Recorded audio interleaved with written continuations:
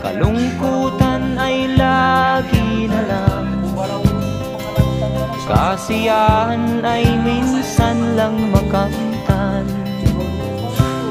O buhay,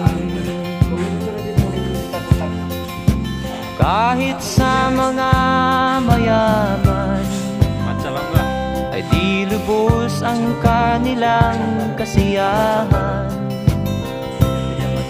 Sa buhay ng mahirap ay gayon din, lalo pat kay dami mong mga utang. O buhay,